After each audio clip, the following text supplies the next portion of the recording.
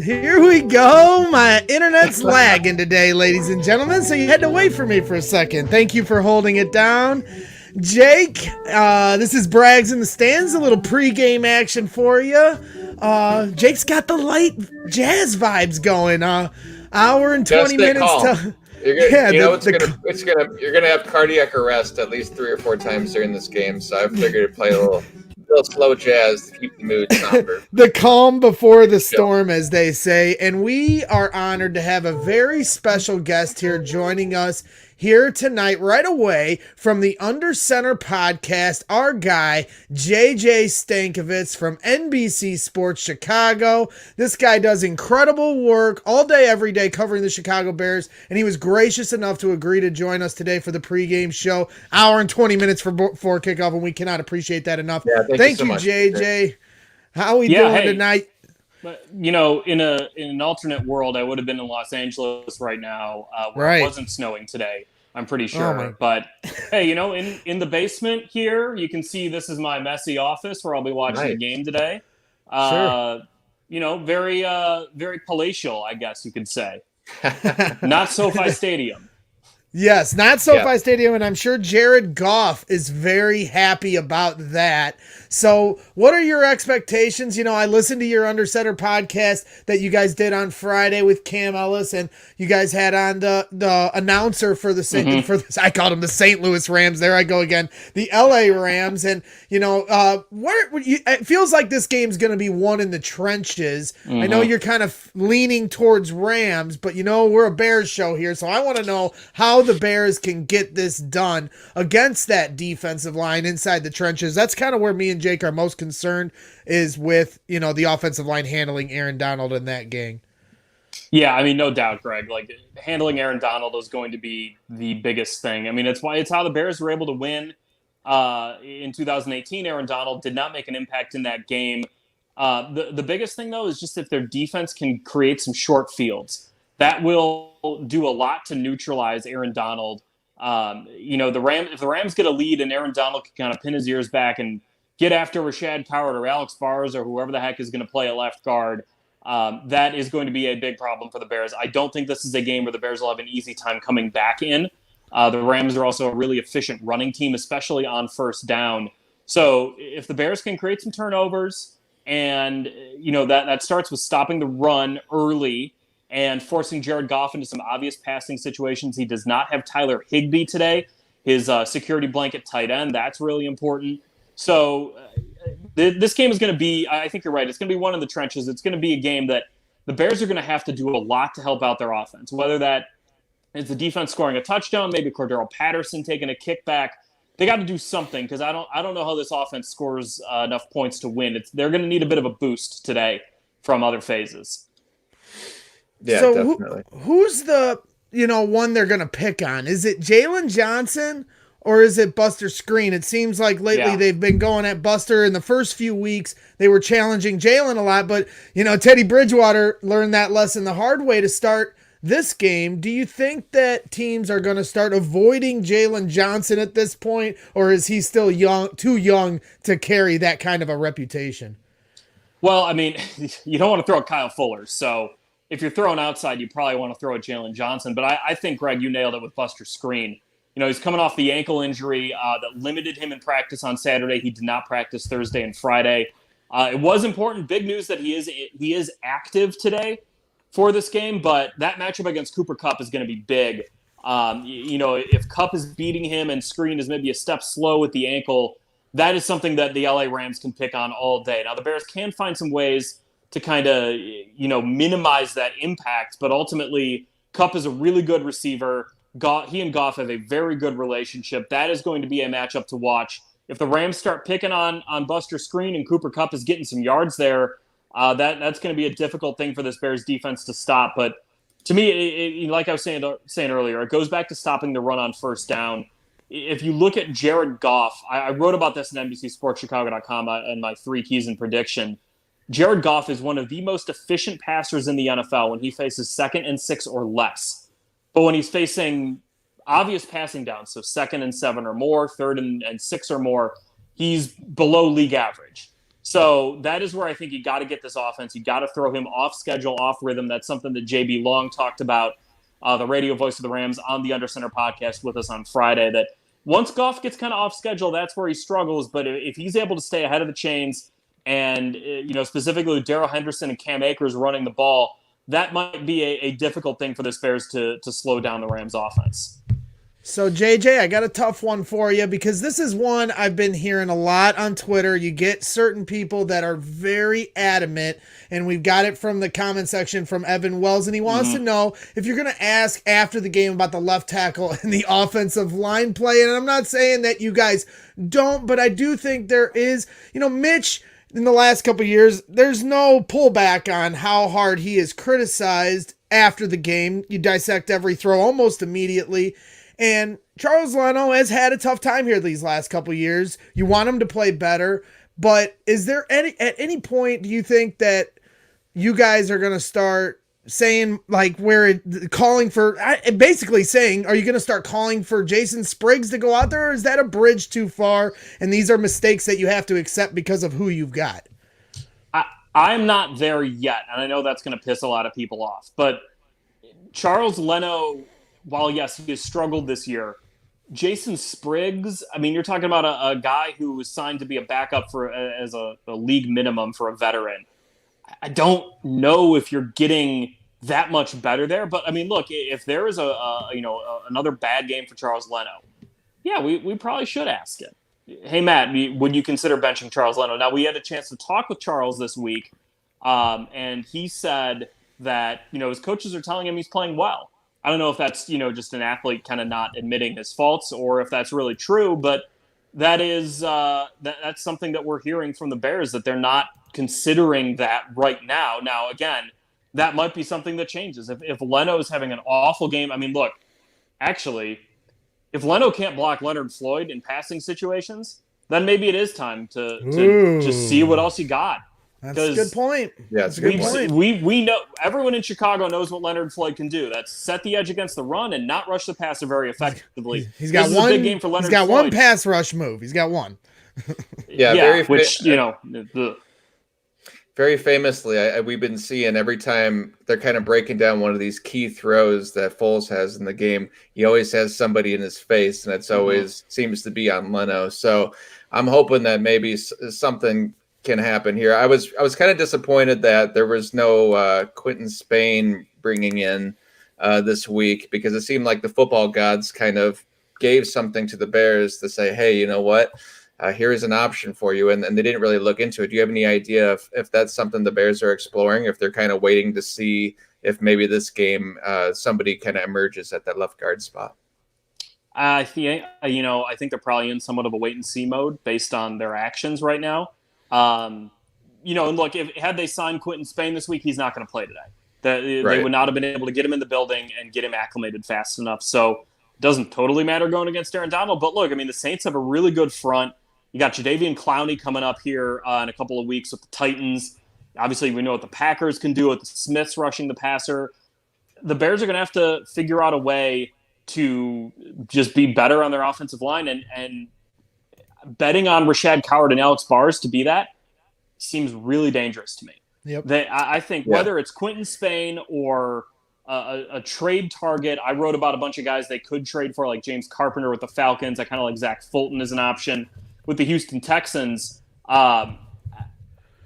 got to do something, because you're 5-1. You're blessed with being 5-1, and if you don't try to capitalize on that, then what's the point?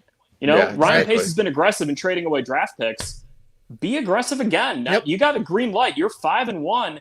Whether or not you're 6-1 or 5-2 after this game, you are right there in the NFC playoff race, and you have a glaring weakness on your offensive line. Go try to address it before next Tuesday. Absolutely. Yeah, couldn't agree more. And you saw how the Bears, when Tariq Cohen went down, they immediately went and picked up Lamar Miller for depth purposes. So you'd think they'd do the same at offensive line. If another injury happens, it only stands to reason they're going to need that depth regardless of the talent. So that goes to my question of Lamar Miller.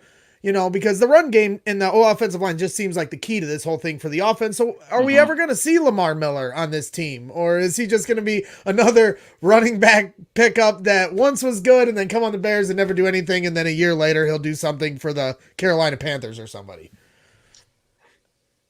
Or the San Francisco 49ers. Yes. Sorry.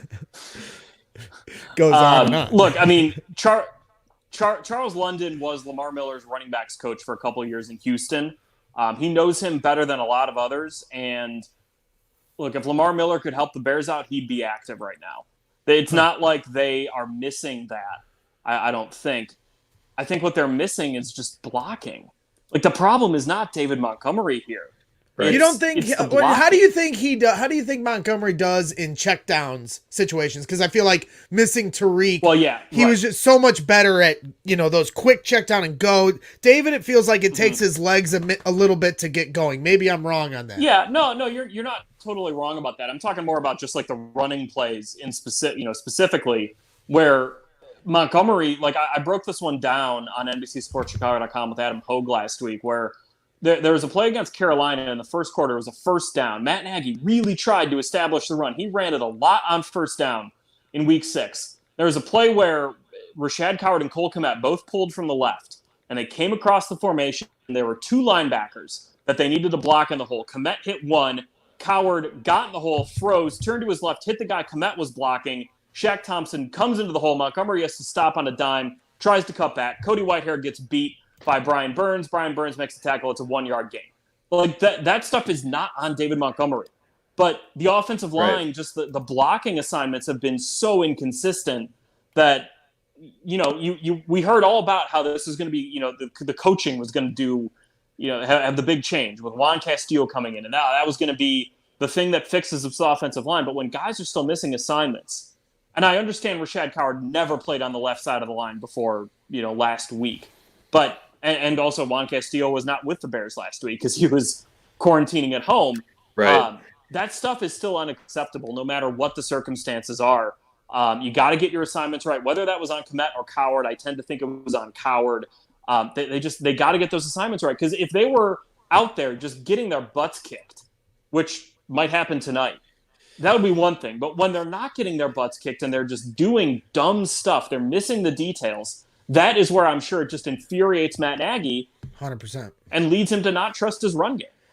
Yeah, that's absolutely true. It was watching last week's game and watching how they made the Panthers' extremely average D-line look stellar made me very worried for this Rams game, and actually made me pick them to lose this game. And I hope I'm wrong with every fiber of my being, but I'm very, very worried about this Rams D-line and this Bears O-line. But flipping it to the other side for a minute, the Bears D-line, I think they were 24th in the league weeks 1 through 3 in stopping the run. The past 3 weeks now, I believe they're 4th in the league in stopping the run. So what sort of differences have you seen in that D-line? I know Bilal Nichols is stepping up and he's starting to play really well. Obviously, Akeem Hicks is always a beast.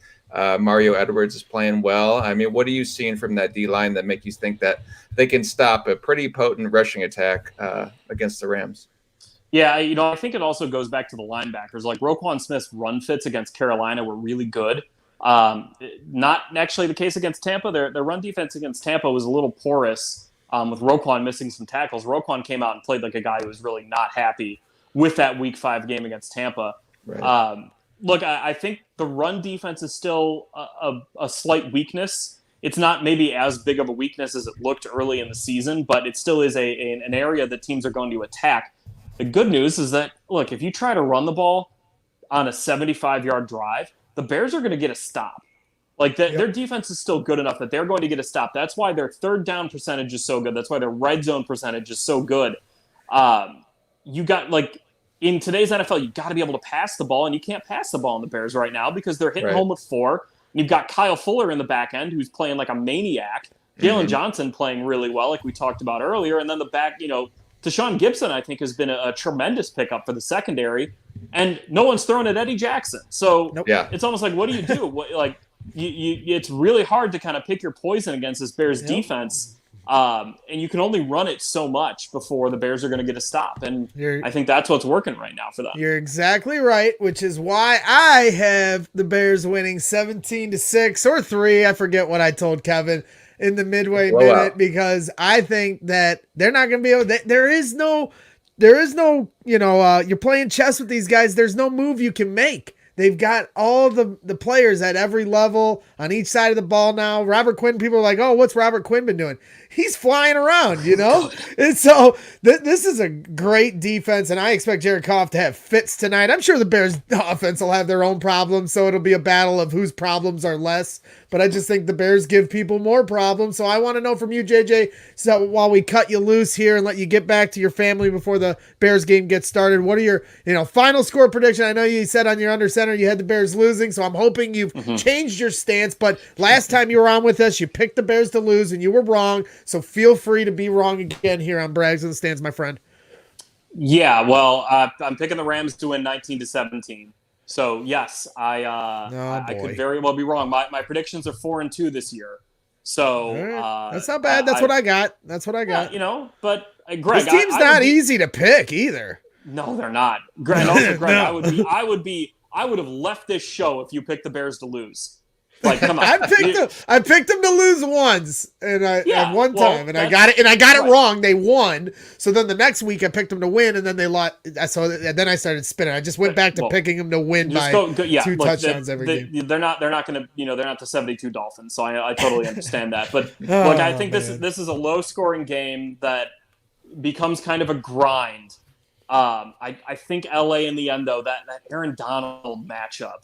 Like, if I'm picking this game based on the biggest mismatch, it is red alert, DEFCON. I don't remember what the DEFCON levels was. I got them wrong on Twitter a couple weeks ago. It is the highest DEFCON of Aaron Donald going against Rashad Coward in that interior of the Bears offensive line. That is legitimate game-wrecking stuff right there. The Bears defense is really good. I think they're going to do a really good job there, but the Bears start turning the ball over and LA starts getting some short fields. It doesn't matter how good that defense is. LA is going to put up enough points to win this game, and that is what worries me going into it. But hey, if I'm wrong, then you got to have me on every week that I predict the Bears to lose, so I can come on your show, say they're going to lose, and then they're going to win. Hey, you got yourself a deal. You got yourself a deal, my friend, but if they keep winning, I have a feeling you're not going to pick them to lose as much more going forward. But again, unlikely. JJ, from the Under Center podcast, you guys do great work at NBC Sports Chicago, and, just a great follow on Twitter and everywhere else. So, why don't you go ahead and tell the viewers real quick where they can find you, and then you can go back to having fun with your family, my man. Yeah, you can read me on NBCSportsChicago.com. You can also read me on the My Teams app. And listen to me on the Under Center podcast. My co-host Cam Ellis and I have a lot of fun with it. We've got our post-game episode that'll be out late tonight. So for your tomorrow morning, and then we're going right back into it. We're going to have our mailbag episode that we do every Wednesday. That is going to be out on the same schedule this week. So anyone listening to your great show here, Greg, if they got questions that they want answered on our podcast, tweet them my way. Tweet them at NBCS Bears. What do you got? Did you ever ask my goofy question about fingers fingin'? My Simpsons question? I forgot. I don't know if I heard you. I don't think producer Tony, our guy Tony Gill, is a Simpsons fan. I got it though. Yeah, my buddy Jake wanted to. They call him fingers, but you never see him thing. Oh wait, there they go. There they go. Yeah, Jake wanted to know here if what is your favorite? What's your favorite Treehouse of Horror sketch? Since it's Halloween. Oh man, that's a really good question.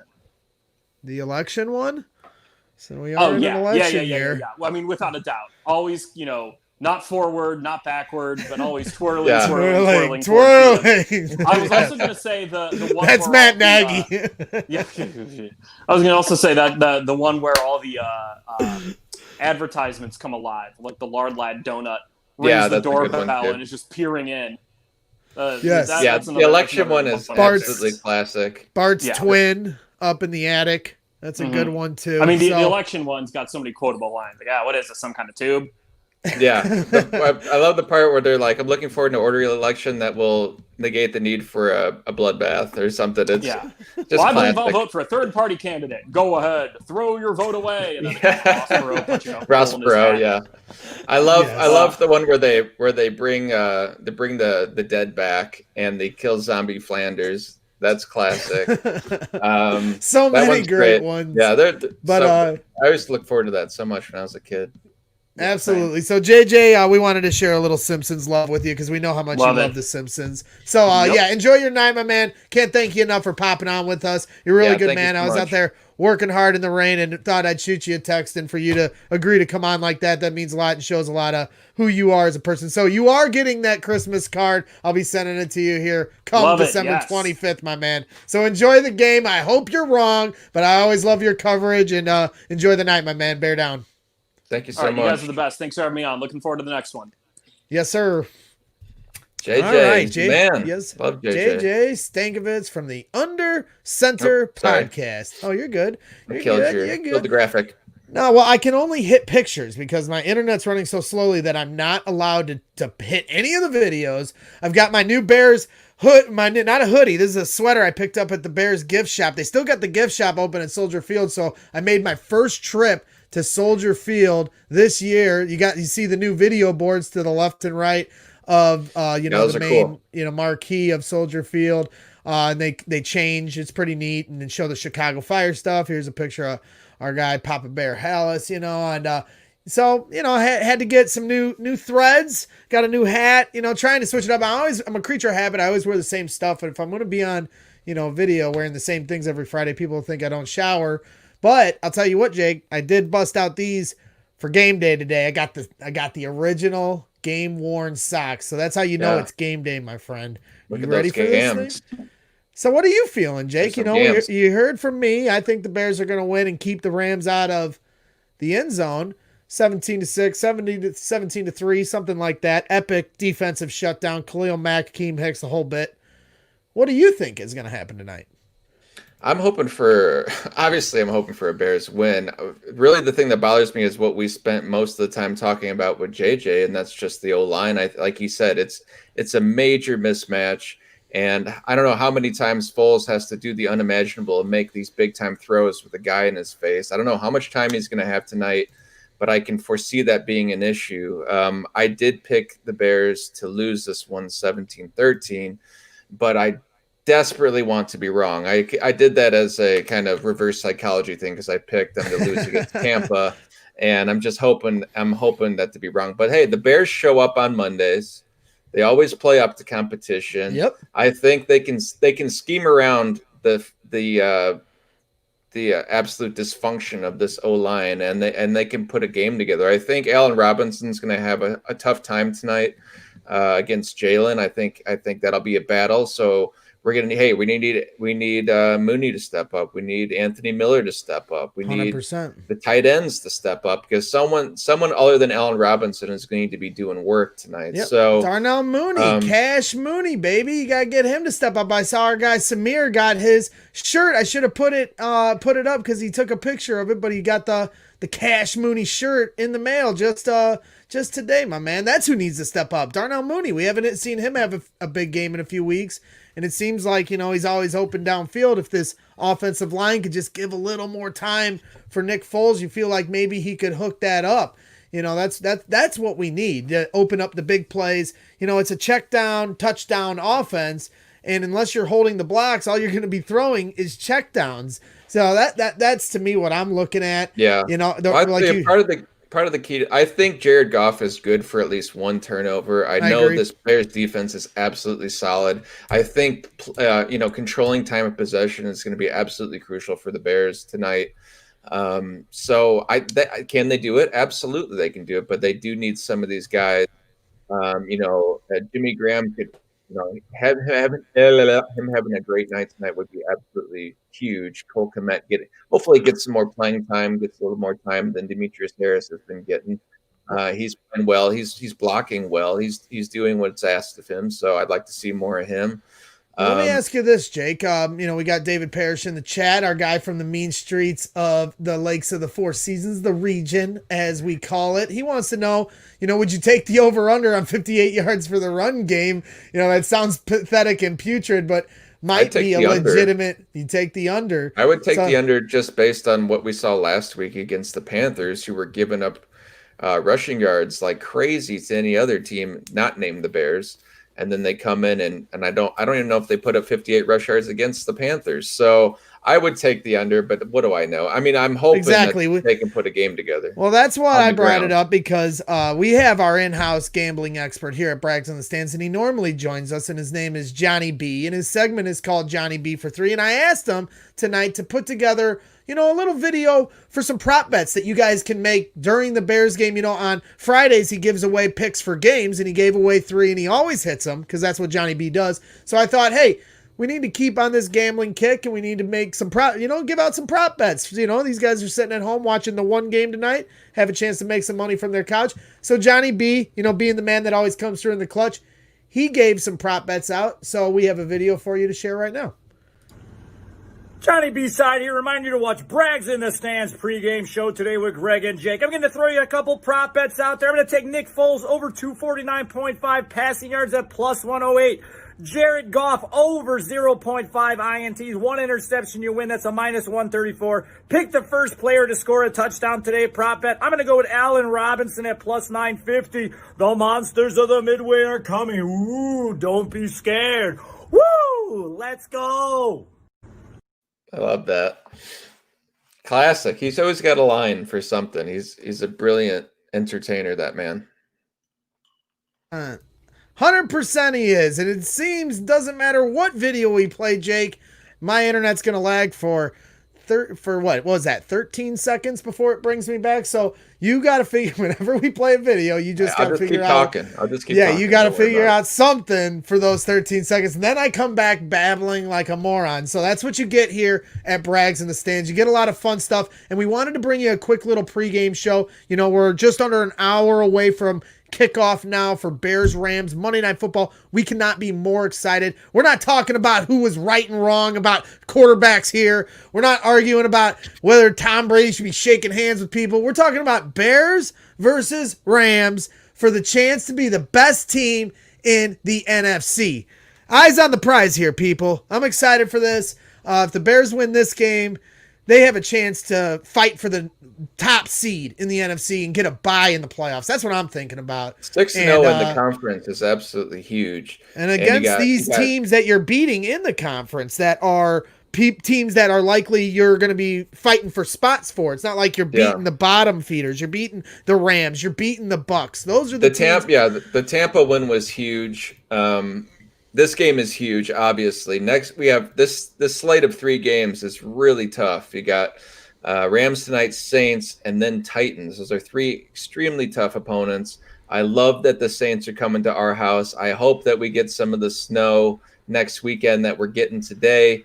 That would be a beautiful thing because they do not like playing outside of that comfy dome.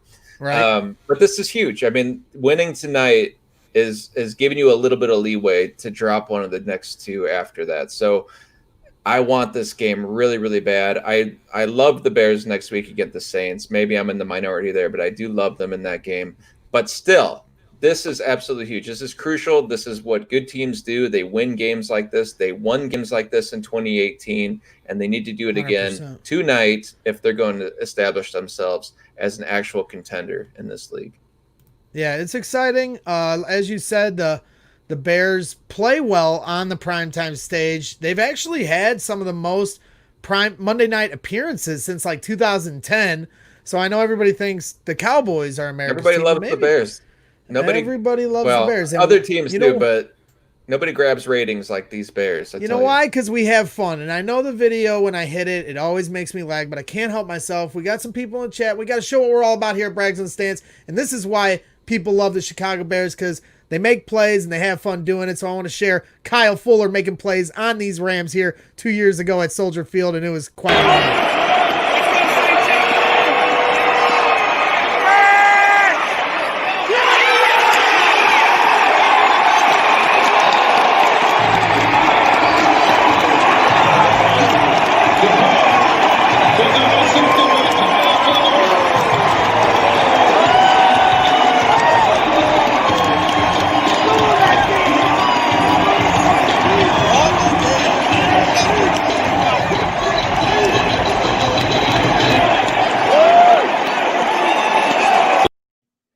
Yeah, I love it. I expect Jared Goff to give it away at least once tonight, maybe twice. But the Bears, there's almost this little rivalry going with the Bears and the Rams. The past 3 years, what was that? I was just messing around. I brought my bottle out because it keeps lagging, so it brought me back. I thought maybe I'd improvise. I wasn't when you were always on screen. You were always on screen. Whatever. Either way, man, on my end, this freaking video is on my end. I can't see it. Blacks me out as soon as the video is done. On my end, it just blacks me out. So yeah, it's something we're gonna have to hopefully take a shot. I'm sure I'm trying to loosen up. Exactly. I'm trying to loosen up. It's getting so close to kickoff. Play that smooth jazz. We got the kickoff. Yeah, let's get the smooth jazz going. We'll take it home now. If the Bears can win the toss tonight, I will feel very, very good. I know off winning the toss, I think they're undefeated off winning the toss and deferring. So I would very much love to see that. And like I said, I think Goff is good for a couple turnovers. I think the Bears can get in Goff's head, and there's a history there. I think he threw 4 interceptions when they played at Soldier Field in 2018, didn't he? When you were at that game? Say that again, because didn't he throw 4 interceptions during that 2018 game that you were at? So they're in his head. He knows. He didn't want to be there that night because of the cold and Khalil Mack. So he gets the cold. He gets the cold to go away tonight, but he doesn't get to avoid Khalil Mack. Last year, Akeem Hicks wasn't there, and they still had problems with the Bears. The Bears had a putrid offense. They missed all those kicks in the first half. The Rams should have been up way more than they were. Mitch gets benched in the fourth quarter. Ultimately, the Bears lose. But that game was way closer than it needed to be. It's a whatever game, but when I look at that, I'm just sitting there going, the Bears defense is like a well-oiled machine right now. Last year when the Rams met them, they were different and they still had problems with them. So to me, that's where I see this being another stalemate for Jared Goff. It sounds crazy, and the Bears are absolutely going to have to try to play time of possession a little bit to win this game. But until someone shows me they can score on the Bears, I'll believe it when I see it. I picked against them one time and I was wrong. When it was the game before the Colts game, I picked them to lose and they didn't. Then the Falcons, and then I picked them to beat the Colts and they didn't. Since then, I've picked them to win every week, and until they prove me wrong, I'm going to keep picking them to win because like I said in the midway minute, who can score on the Bears? No one can score on the Bears. That's just, it's getting to that point. They're so locked down. They've got so many playmakers. I'm excited for tonight, man. So we wanted to keep it short. We'll play some little maybe not jazz. Let's get something else going here for our wrap up music. No, we're gonna do jazz. All right, we're gonna do jazz. We won't. We'll do. I can flow with whatever you go with, my man. That's what we do here at Brags in the Stands. We throw a little impromptu pregame show for you here on Monday Night Football. JJ Stankevitz from NBC Sports Chicago, gracious enough to give us 15 minutes of his time, talking Bears. Unbelievable of that guy.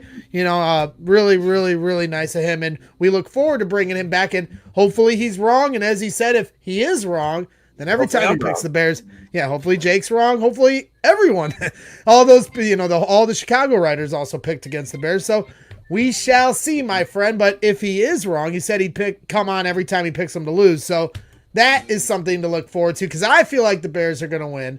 But we shall wait and see. That's why the games are played on the field. Again, want to thank JJ Stankevitz from NBC Sports Chicago and the Under Center podcast for coming on tonight. Want to thank Fanbags Cornhole, always, for being our sponsor here at Brags in the Stands. And I want to thank everyone in the chat. We had a nice little group here tonight. Evan Wells, Heidi, Bearlissimo, Bear Truth 9, my representation, Alex Acevedo from the Tape Never Lies Network. We appreciate all you guys coming by. Jesse Lang, all you guys. For you guys to come in and join us just for a little bit, give us a little bit of your time is really appreciated here at Brags and Stands. Come by anytime. We're here every Friday night, 7 p.m. Central. And then, of course, tonight, after the game, we'll be doing a post-game show, getting a little reaction. Hopefully we're talking about a Bears win, but win or lose, we'll be here. So make sure you come find us. Thanks for joining us tonight. Let's get a Bears win. One thing I know for sure is we're going to be eating ram chops for dinner tonight.